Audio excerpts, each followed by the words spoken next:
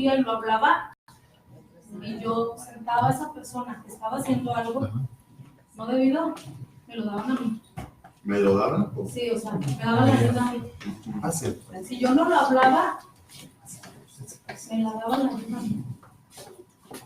Porque estaba encubriendo algo. Allá le llamábamos a Mococha. Entonces yo tenía que, si me di cuenta de algo, hablarlo, enfrentar a la persona. Si no, ellos lo hacían conmigo. Bueno, Y le vamos. llamábamos endebles. Bueno, vamos a esperar que el sistema se reconfigure. Vamos a dar la bienvenida a las personas que llegaron. Un aplauso. Fíjate que cuando se integran nuevos miembros al sistema, la dinámica y la energía se mueve, o sea, se siente, ¿no? Y cuando allá afuera todo se está moviendo, también el sistema se altera. ¿Yo me explico? Yo luego no pongo atención porque me distraen con las papas, el ruido, las puertas que se abren.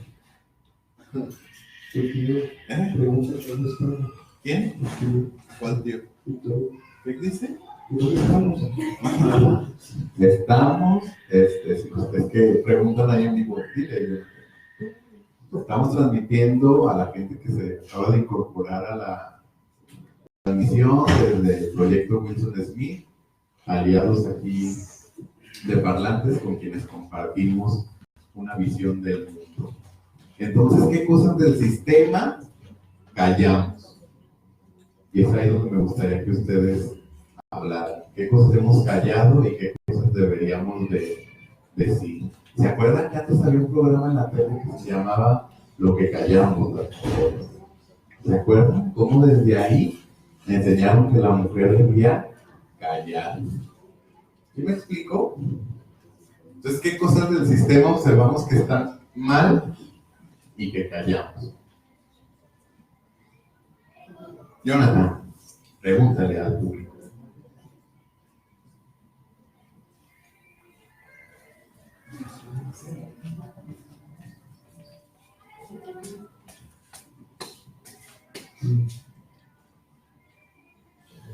Más sencillo. Levanta la mano quien ha callado cosas que ha visto, pero por ocasionar problemas y ha quedado callado. Nada más uno.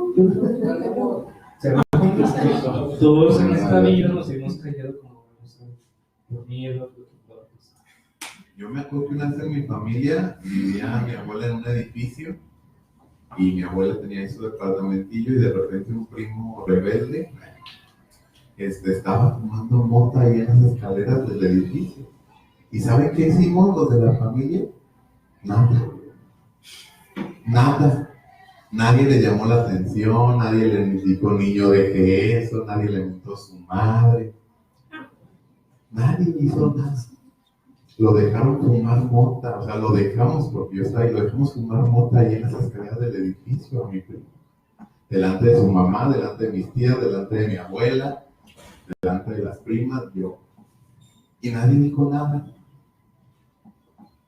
¿Eso sería un sistema corrupto?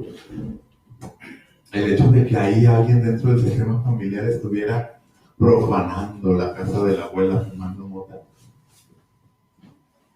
Para empezar, ¿es malo fumar mota?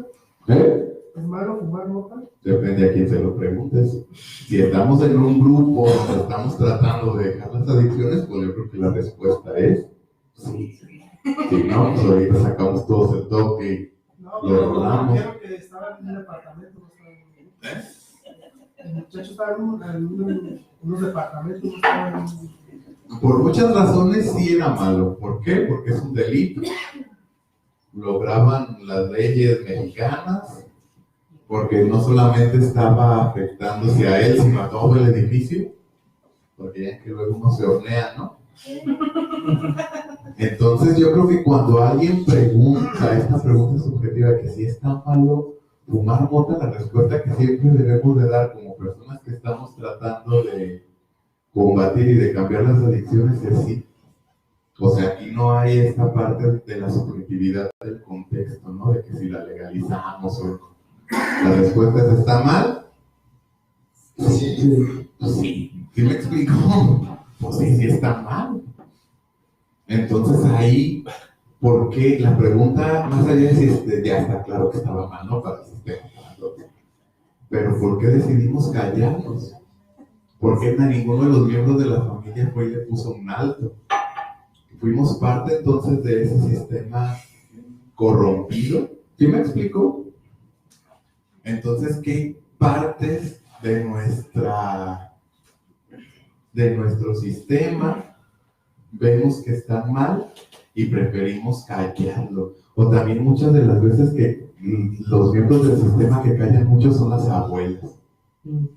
O sea, por lo general la abuela es la primera que se da cuenta que el chiquillo adolescente se está drogando. Por lo general la abuela, ¿no? Yo tenía una abuela, bueno, no, o sea, una paciente que era abuela, que un día llegó a sesión grupal y ella me dijo que pues ella los cigarros de su hijo, de su nieto, pues los agarraba y ahí los dejaba, ¿no? Pero que un día empezó a decir, oye, los cigarros no tienen semillitas. Pero ¿cuánto tiempo la abuela no se cayó el hecho de que tenía la sospecha de que el nieto estaba fumando mota? Y por ahorrarse un problema, por no verse separado de su hijo o separada de su nieto, por miedo a quedarse sola. O por miedo a quedarse sola, la abuela se callaba. Y entonces, ¿qué pasaba con allá en una mano al aire? Yo ahorita me acordé de mi abuelita. Aparte de que pasaba eso, le echaba la culpa a mi mamá. Por tu culpa estás hecho chamaco, decía. Eso, le decía a mi novio, eso, así me vas. Sabiendo que yo era el que me estaba grabando y todo el que estaba mal, a mí me gustaba correr para con mi nana, porque sabía que si llegaba ahí mi mamá, a veces hasta le decía, ¿qué quieres? ¿Qué pasó, va? Porque, o sea, aquí está lo que me sabía dónde estaba mi mamá, y yo veía que le decía yo, por tu culpa estás el chamaco, te de acá, y la chingaste, y yo decía, o sea, sabía, decía, hijo, pero decía, ande, qué bueno, o sea, me sentía protegido y machín por mi nana. Yo de repente digo que las abuelas no entienden que no entienden.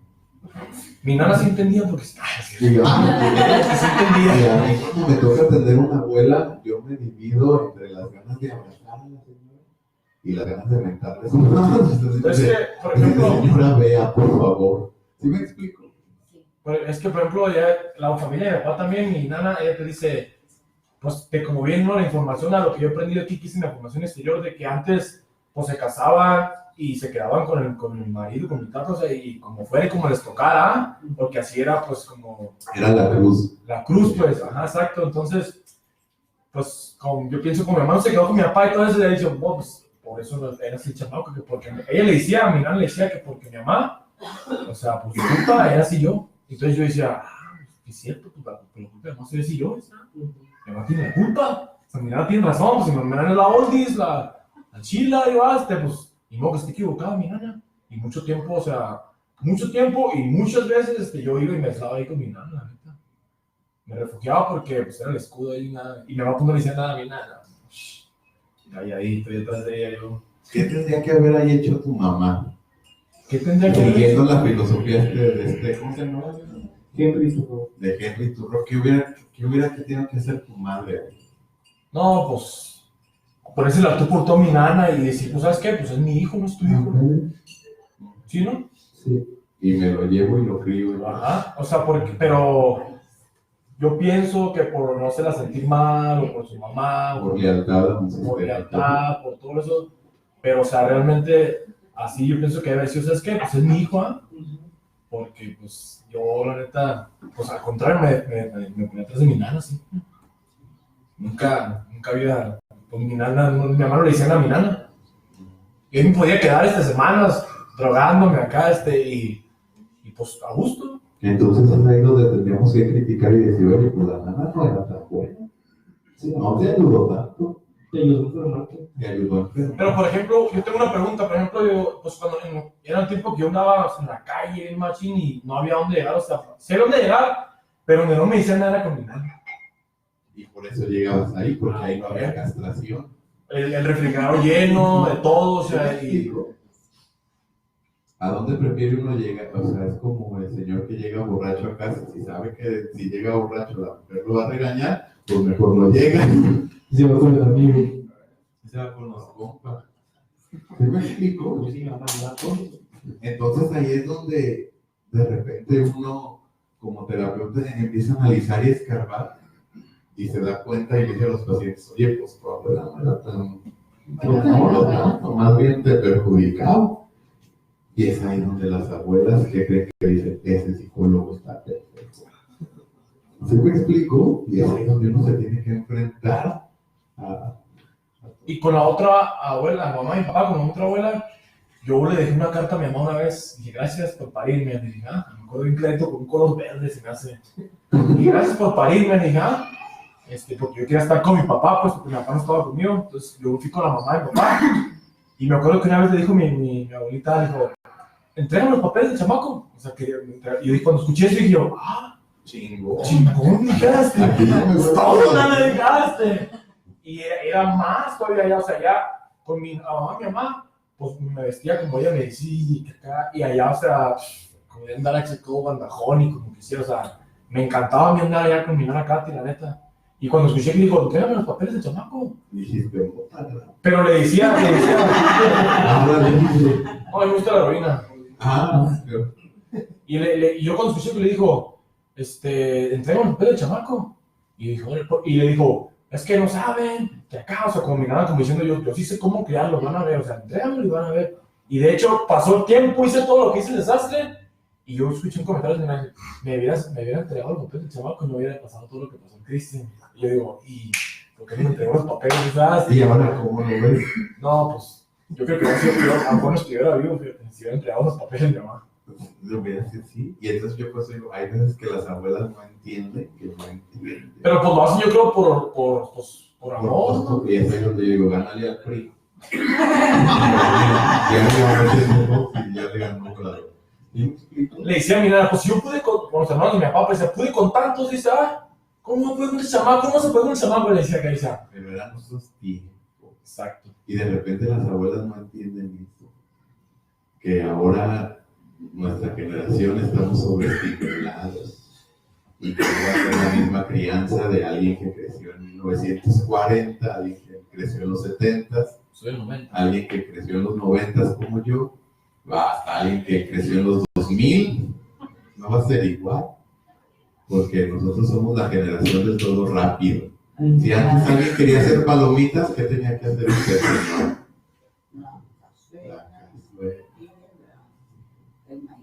Y estarle meneando.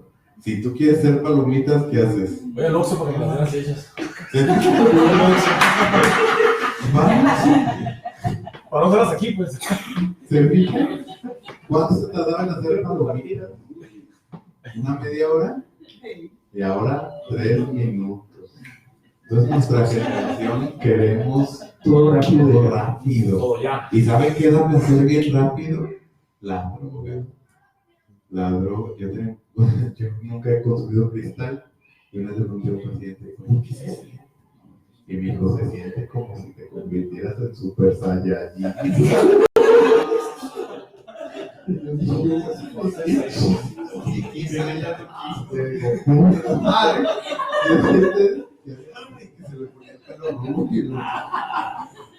Y había un paciente de cosas que le decía, oye, ¿qué dice el marketing? Le decía, bien chulero. Y se guardaba el chido. ¿Qué opinan ustedes allá? Ahorita que hablamos de la abuela, los vi compartiendo información. Señora, ¿qué opinan? Yo pienso que las abuelas, como tienen nada más un ratito al nieto, pues no es tan importante para ellas ponerles el límite o darles la educación como debe de ser, porque es como que dicen, yo ya estoy para consentir al nieto. Y uno como mamá, dejar así al hijo una semana, un día completo, es como por comodidad, de que, ay, porque no estoy dando lata aquí. Es un descanso. Entonces ahí es donde el hijo, que es muy inteligente, agarra lo que le conviene. Entonces, si le conviene estar con la mamá, está con la mamá, y cuando se enoja con la mamá, se va con la abuelita, y es donde se pierde el control. Entonces ahí tendría que haber solo una voz de mando. O sea, una sola. Me dice mi mamá, yo te parí, hijo, ¿qué más? Hasta mi nana decía, yo lo parí, mamá. Y yo decía, ¿eso qué tiene que ver? Desde que me haya parido, pero ahora entiendo lo que decía, que ella me parió. Pues sí, que yo te cargué 9 meses. Con dolor y cansancio. Desde antes de que naciera ya andaba chingando yo. Pues qué intenso, ¿no? Que otras cosas del sistema de repente están mal y nos callamos. Como decía Jonathan, ¿no? El padre alcohólico. Y que todo. Y de repente digo, ¿por qué interno al adolescente? Bueno, el papá está consiguiendo. Oye, ¿por qué no te internó al papá? ¿Sí te acuerdas? Teníamos un caso en la generación pasada Sí. que internaron al morrillo de 15 años y el papá ya fuera de ellos se compraba la de 100. Al morro ya lo conocían en el paro porque el papá lo mandaba a comprar cristal. O sea, y después el papá dice, no te drogues. Y al morro ya lo conocían en el paro porque el papá le da, hijo, vaya a traer una de 100 y se compra una de 50. O sea, no, pues el morro iba. Entonces ahí el trabajo fue ayudar al paciente a que identificara que su padre, por más padre que fuera, le estaba haciendo daño. Y que tenía que ponerle un alto al papá y que tenía que alejarse del papá mientras el papá se estuviera drogando. Y cuando le dijimos eso al papá, ¿qué cree que hizo el papá? Se paró, se levantó y se salió de la sesión. Hizo un berrinche. Hizo berrinche el señor de 40 años. Y después regresó. Y después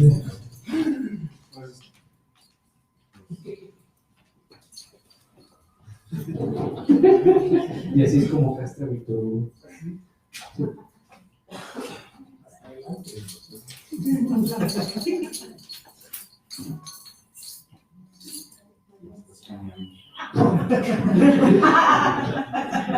¿Ya?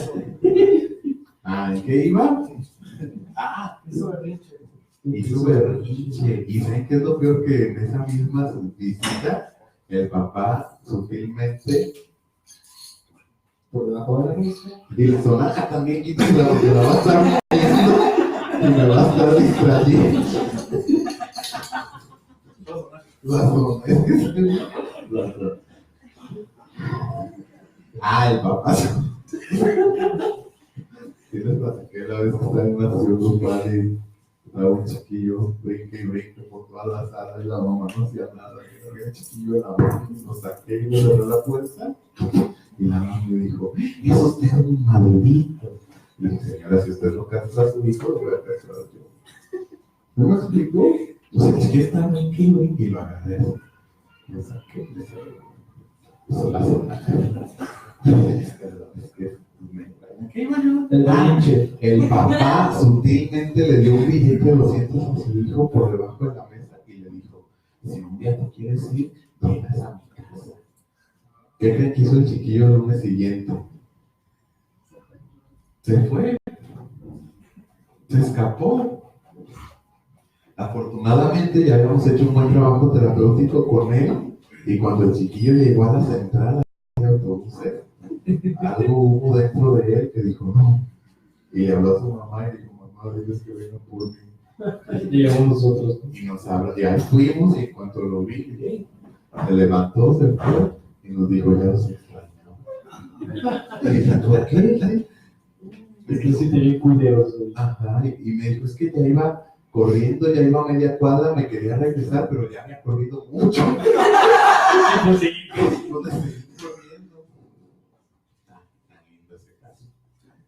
Pero entonces ahí el trabajo fue que se diera cuenta qué elementos de su sistema estaban mal. ¿Qué elementos de su sistema están mal? Esa es la pregunta. Porque yo creo que más que estos silencios de los que comentabas es la normalización de ese sistema precisamente. O sea, porque como crezco con ello, se hace normal, entonces se interioriza.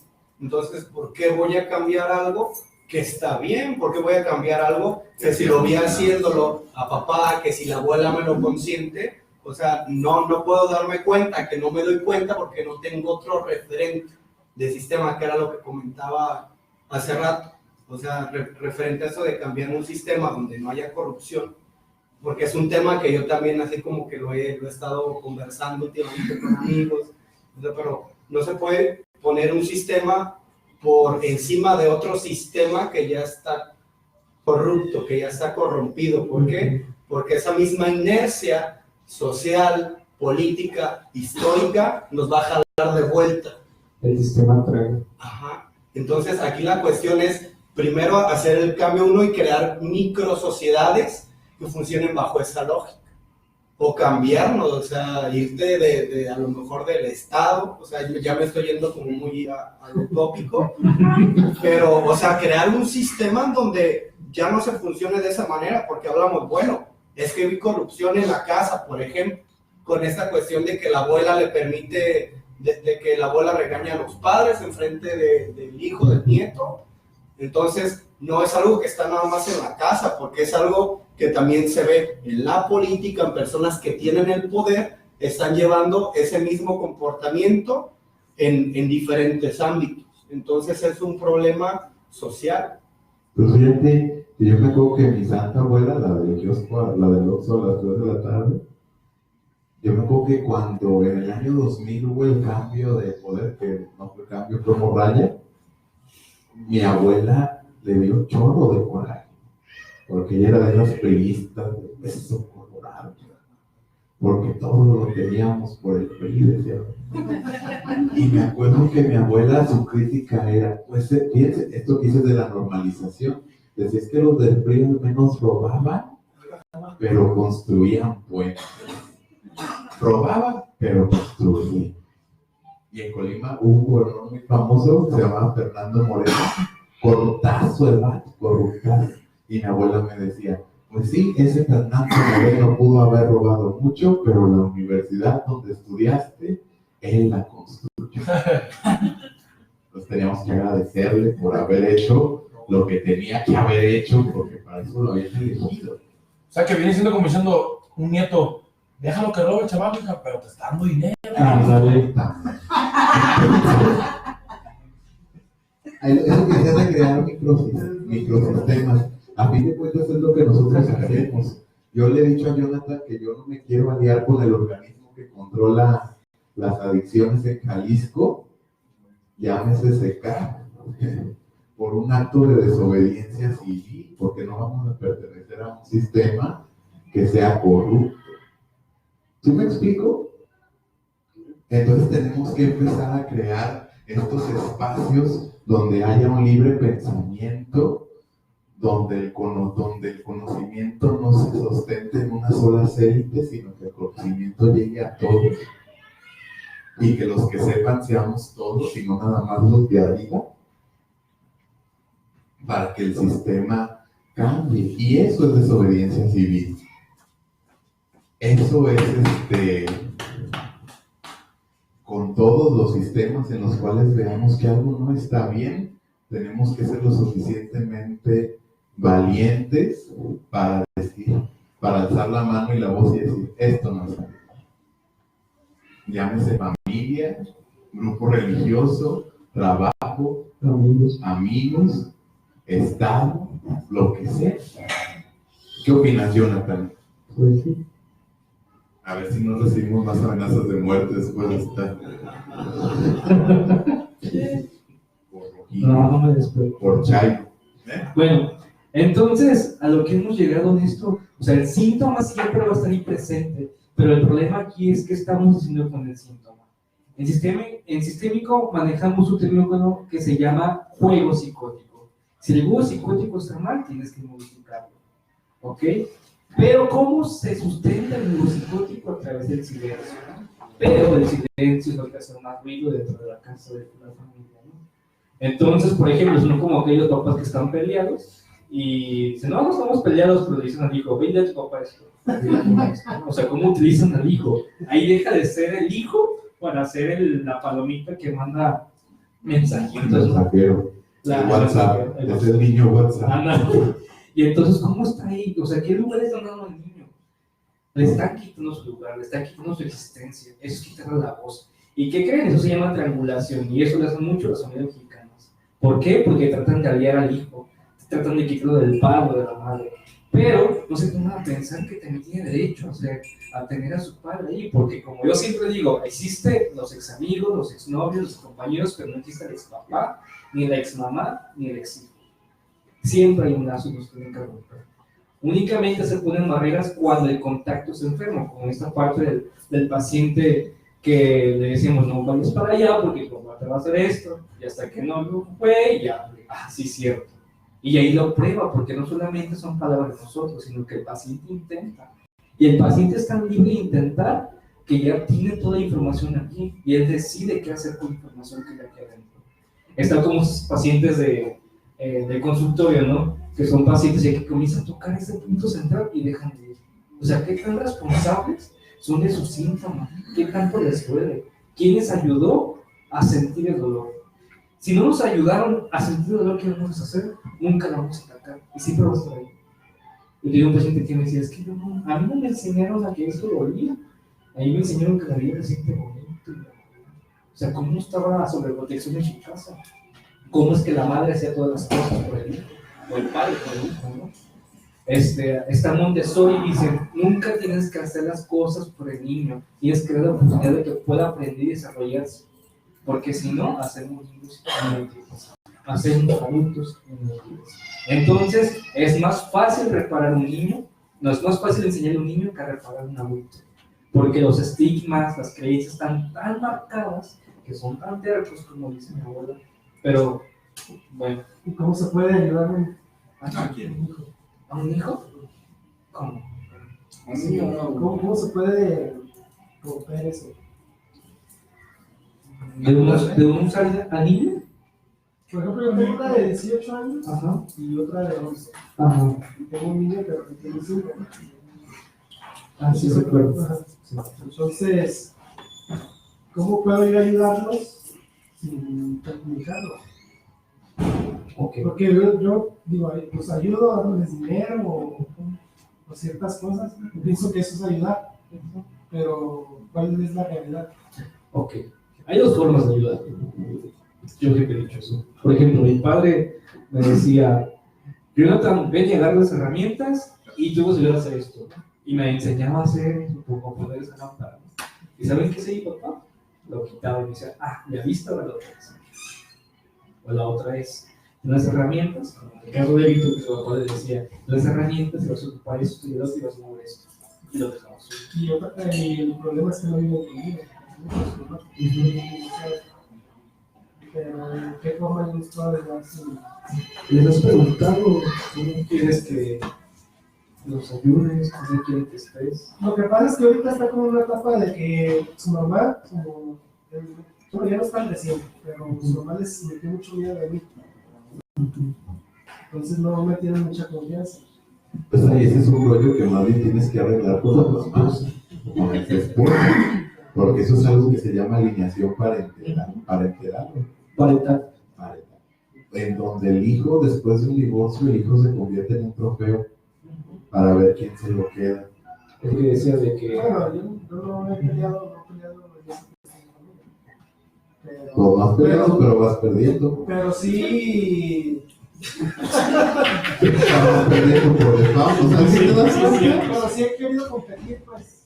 Ah. A ver quién es la mamá. Entonces ya es perdiendo. De una manera, y es que el asunto es que la alineación parental es tan sutil que ni siquiera se nota. ¿Sí me explico? Un fin de semana la mamá los lleva al cine a ver una película y al día siguiente el papá los lleva al cine, pero aparte a McDonald's. ¿Sí me explico? Entonces ahí hay una batalla por ver quién se queda el trofeo. Entonces eso es algo que tienes que arreglar con ella. Y fíjate cómo dices, yo no peleo, pero sí peleas. Y la peleas que vas perdiendo. ¿Sí me explico? Tú decías que los hijos son los síntomas de los padres. Entonces lo que están viendo tus hijos es el síntoma. Claro, que te estoy muy perdiendo. Pues acuérdate que se peca de pensamiento, palabra, obra y omisión. Entonces, al tú no pelear, estás, o sea, no quiero decir pelear, pero estás omitiendo. Entonces, tú tienes que hablar con la mamá para que deje de hablarle mal a tus hijos de ti. Y eso es pelear. Eso es desobediencia civil. ¿Sí me explico? Agarrar y para decirle, oye, ¿sí? Porque un hijo alineado sufre. El hijo alineado está entre la espada y la pared. Y le generan Lo que pasa es que ella se encabrona cuando no se da una de sus peticiones. ¿Verdad? Y ya, es que tu papá este. ¿Verdad? Entonces, pues yo les he tratado de mostrar a ellos con hechos, pues, de que pueden tenerme confianza. Pero no sé. Pero no ha funcionado eso. Ahí se me ocurre preguntar a quién controla. ¿Controla a los hijos o te controla tú? ¿En qué aspecto? Sí, con esto de que si no haces algo que ella te pide, comienza el amor de tus hijos. Pues es como una forma de chantajear o de Claro. para que yo. Pero como ya, bueno, ya eso ya no le he dado ese poder, pues, en esa cuestión. Antes sí, me decían sí y yo accedía, pero ya ahorita ya no. Entonces ya como que le está buscando por otro lado. Pero ahí el conflicto lo tienes que arreglar con ella. Y muchas veces en terapia los pacientes lo que hacemos es que su historia, el hijo tiene que construir la historia del divorcio de sus padres escuchando a mamá y escuchando a papá, porque cada quien habla de cómo le fue en la feria. Y muchas veces nosotros ponemos a pacientes a que hagan un cuestionario y a papá le vas a preguntar esto y a mamá le vas a preguntar esto. Ya que tengas las respuestas de los dos, tú armas la historia. ¿Sí me explico? Y resulta que el que siempre creímos que era el bueno Es el mal. es el malo. ¿Sí me explico? Entonces el niño tiene que construir la historia, pero desde una manera objetiva. ¿Y cómo es objetivo? Escuchando las dos versiones. Y ya que uno escucha las dos versiones, entonces ya puede decir objetivamente lo que pudo haber pasado fue esto. Y yo con esto me quedo, y entonces le doy entiende uno que no hay ni héroes ni villanos, sino que simplemente las cosas pasaron. ¿Sí me explico? Entonces tu angustia de cómo les ayudo, qué hago, esa angustia más bien tendría que canalizarse a solucionar lo que no sé si ha solucionado ahí con la pareja. Porque hasta para divorciarse hay que llevar un proceso. O sea, para que pueda quedar uno en santa paz y devuélveme mis canicas, te devuelvo las tuyas y nos quedamos iguales. El asunto después de un divorcio es que uno no pierda más de lo que dio. ¿Eh? Más de lo que, ¿qué? De lo que ya perdió. Entonces ahí es un asunto que hay que arreglar de más atrás. Y si se arregla desde más atrás, la familia del enfoque sistémico es como un engranaje. Si se mueve ya una pieza, se va a mover todo. ¿Sí me explico? ¿Sí? Sí. ¿Qué más? Lo que cae una generación, la habla la otra. O como dice Jacques Lacan, las dolencias son palabras no dichas. Lo que duele es lo que nunca se ha dicho, entonces hay que hablar. Pero muy poca gente le duele hablar porque sangra. Como dice Víctor, sí lloran, pero no lloran sangre. Pero después el pago es tan beneficioso que se sienten felices con un proceso normal. Pero muy poca gente decide curarse. Así como que dice Hipócrates, si vas a curar a alguien, pregúntale primero si está dispuesto a renunciar a aquello de todo lo que le informó. Entonces mucha gente no está dispuesta a soltar, a renunciar. Porque nunca nos enseñaron a renunciar, simplemente nos enseñaron a recibir. Entonces la renuncia también tiene que ser algo de baja. Y luego cuando renuncian, después extrañan el síntoma. Y duele. Yo tenía una paciente que oía voces y que empezó a tomar tratamiento y un día llegó a sesión toda angustiada y me dijo, ya no escucho las voces. Y yo, ¿cuál es el problema? Que las extraño. ¿Sí me explico? Y le digo, ¿qué te cuenta? El hecho de que no las escuches es algo bueno. Pero ella extrañaba las voces. ya no está oyendo voces, está todo su medicamento, está yendo a terapia, y cuando no les escuchó, las extraña. Entonces es como que uno no está acostumbrado por esto que decían de la normalización, de la desigualdad, de la violencia. Uno no está acostumbrado a vivir bien, porque no nos enseñaron a criticar. Entonces estaba leyendo a alguien que decía que un gran error de los mexicanos y de la idiosincrasia es que desde niños nos enseñaron que de política y de religión no se habla. Y que al contrario, desde niños tuvieron que habernos enseñado a hablar de política y hablar de religión. ¿Sí me explico? ¿Por qué? Porque es muy conveniente que no hablemos de esas cosas para que el Estado y el clero pues, nos sigan sacando el diezmo y los impuestos. ¿Por qué? Porque nunca nos enseñaron a hablar de eso y nos dijeron que eso era un tema tabú. ¿Sí me explico? Entonces es empezar a desarrollar un pensamiento crítico para que podamos ser capaces de decir, esto está mal, y denunciarlo, y hacer desobediencia civil y cambiarlo. Porque si uno no vino a esta vida a hacer revolución, si no venimos a cambiar algo de lo que hemos aprendido y que está establecido, entonces ¿a qué venimos? Venimos simplemente a ser parte de la borregada. ¿Sí? Entonces, que lo que diga. Antes había una canción de Molotov que decía que no te haga bobo Jacobo. ¿No la oyeron? Sí. ¿Por qué? Porque antes lo que decía Jacobo en las noticias era ley.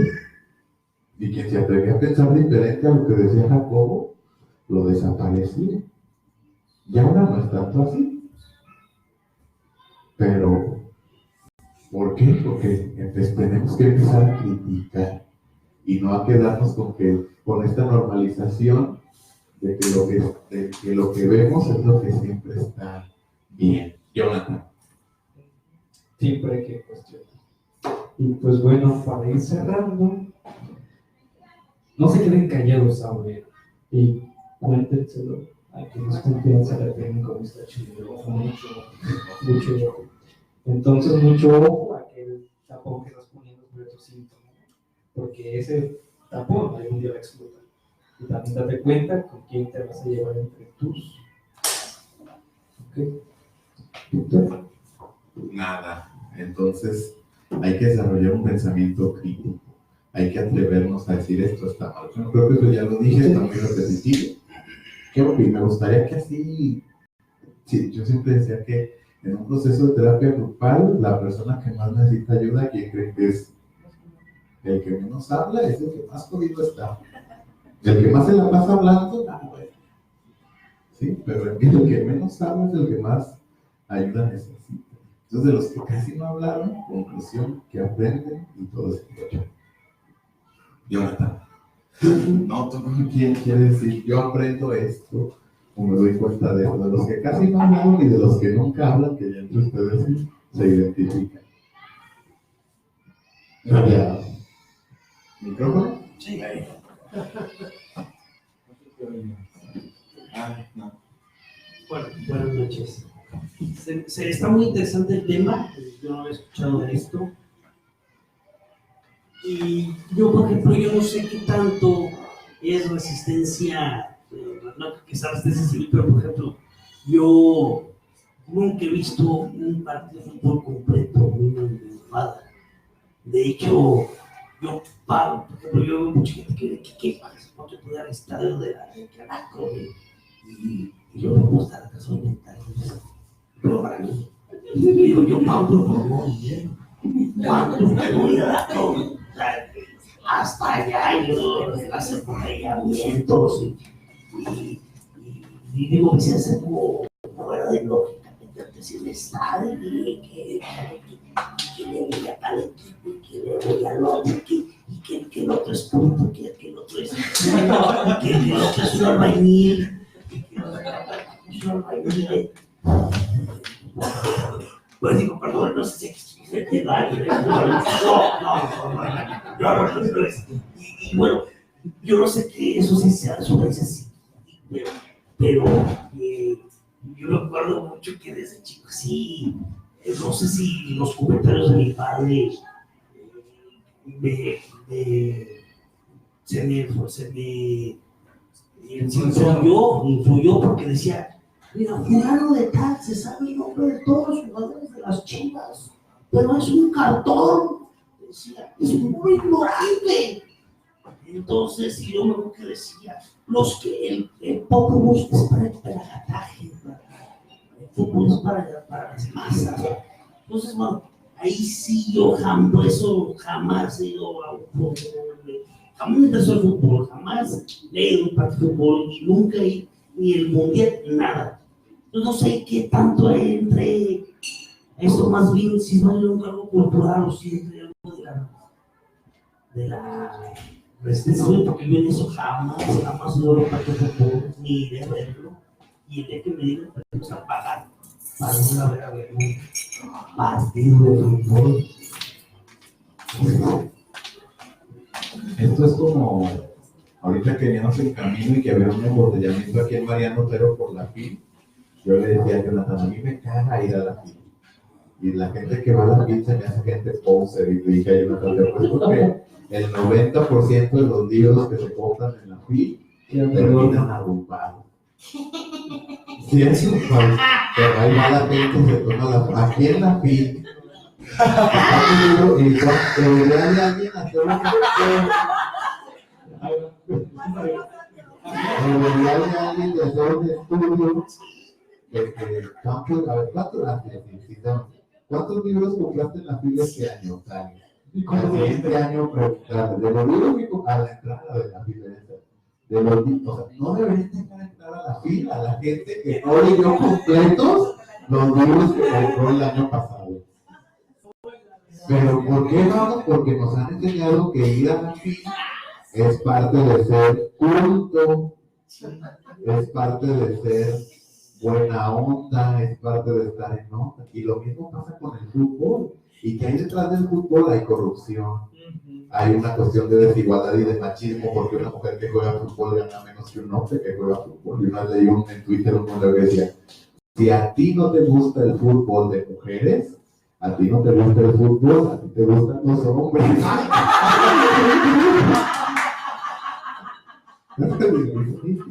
Entonces, el hecho de no hacer algo establecido es como también desobediencia.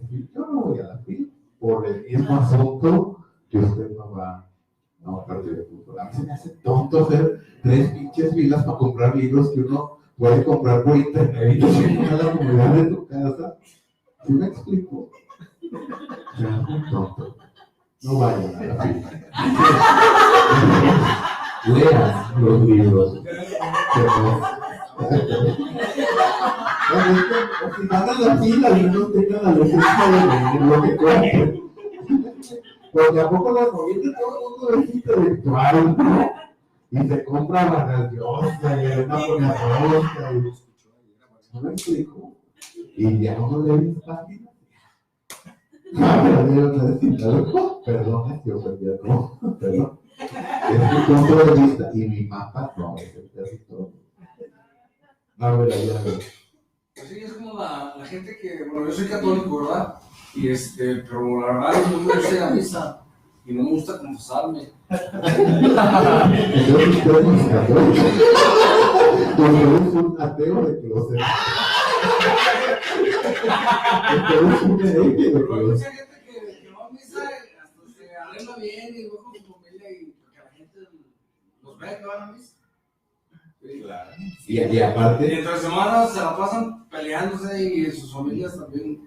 O sea, Y en los pueblos antes era una competencia por ver quién iba a misa más arreglado. Y más temprano. Y quién estaba más adelante y quién cantaba más fuerte las alabanzas, ¿sí o no? Y no saltaba la viejita con su típica voz de señor. ¿Han visto este video de un bebé que estaba así como que rezando el rosario y que después de cada misterio se canta una canción? Y han visto que de repente está ahí que como que un nieto mamón, en vez de cantar la canción que se canta el rosario, empieza en las cumbres de un verde mezquite. Y nada más se ve que la mamá de la chica. Me da mucha risa. a él le gustaba mucho el básquetbol para ver a los futbolistas. Ahora que diga, ¿cómo usted era la pista que la selecta? No sé si haya de carne. Sí.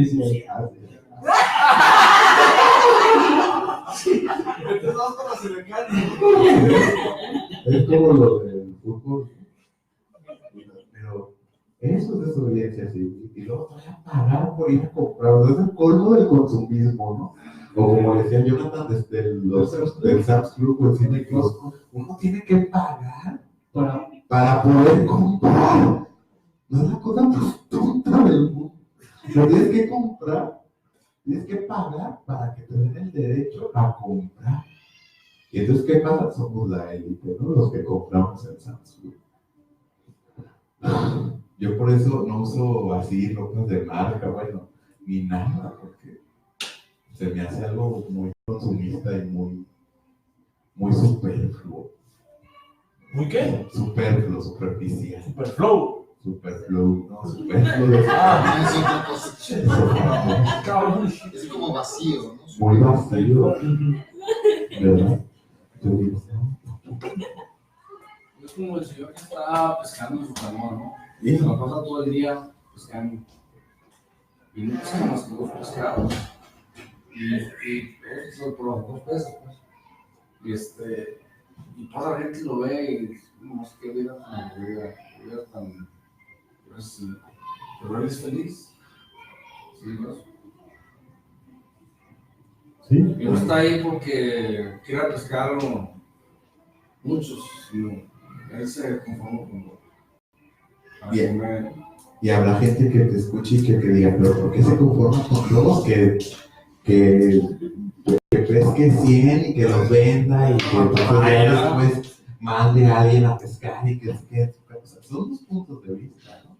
A la gente que busca los lujos y las comodidades y a la gente que buscamos una vida más, como decía Radiohead, no alarms and no surprises, no más tranquila, más austera. Decía una señora, por dinero no me preocupo, al cabo no hay. Al cabo no tengo. Entonces no, pero sí es bueno. Sí, bueno, entonces Jonathan concluye. Pues, Es todo por hoy. Los queremos mucho, pórtense bien, identifiquen qué está mal y alcen la voz. Así se tengan que pelear con quien se tengan que pelear. Los queremos mucho y los queremos ver triunfar. La pelea divide, ¿no? La pelea divide, ¿no? ¿Por qué? A mí me ha dividido siempre que me peleo, me tengo que dejar todas partes. Sí, cabrón. A mí cuando de repente publico en Facebook cosas así muy de izquierda y o eso, y la gente me empieza a decir, ¿por qué dices eso? Yo saben qué hago. Yo digo, ay, y ya. Ok. Y la gente, es que ¿por qué no me contestas? ¿Qué estás viendo? Ah, sí. ahí me ignoras, sí. que sigue, ¿no? De todos modos voy a seguir creyendo en lo que yo creo. Más bien es como defender, o sea, o hablar, pero sabiendo que, pues, porque a veces, pues, dice uno cree pelear y defender, pero hay cosas que sin sentido, pues. O que uno se pelea por cosas, o sea, como la gente está que se pelea por el fútbol.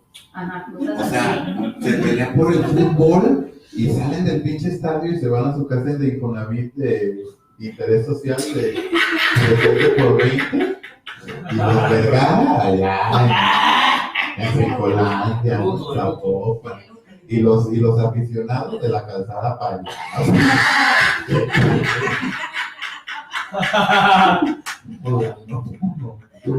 Y los aficionados acá guardando el agua de riñón y los Vergara acá en el Paya.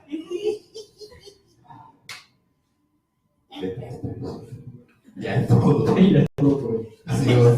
Despierta de allá y de allá. Bueno, muchas gracias.